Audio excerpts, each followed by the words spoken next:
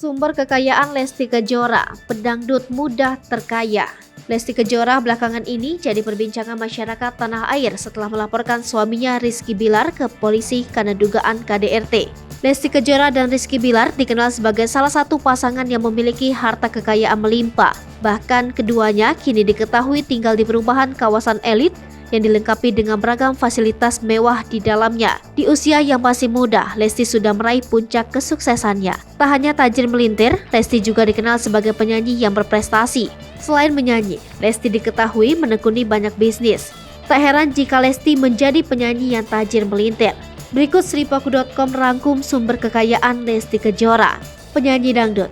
Sebagai penyanyi dangdut yang sering manggung di acara on air ataupun off air, honor Lesti Kejora diperkirakan mencapai 350 juta rupiah sekali tampil.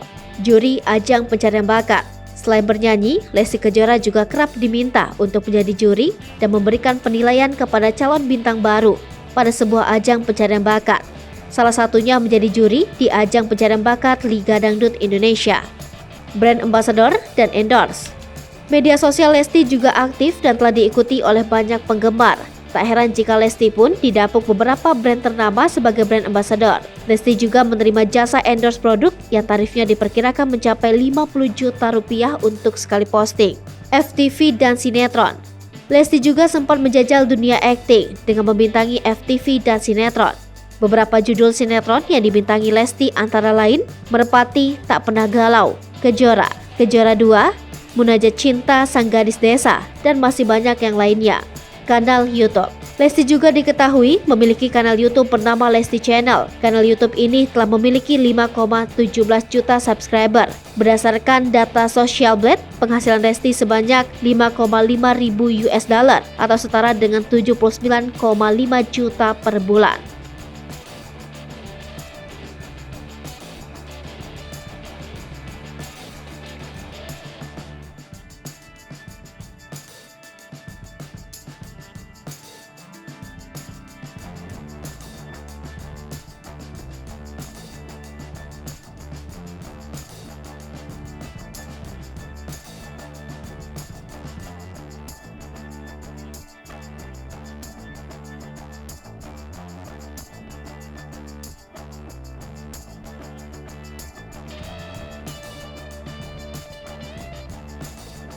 Hai pemirsa Sripaku TV, jangan lupa komen, like, dan subscribe, serta tonton terus berita-berita terupdate lainnya ya.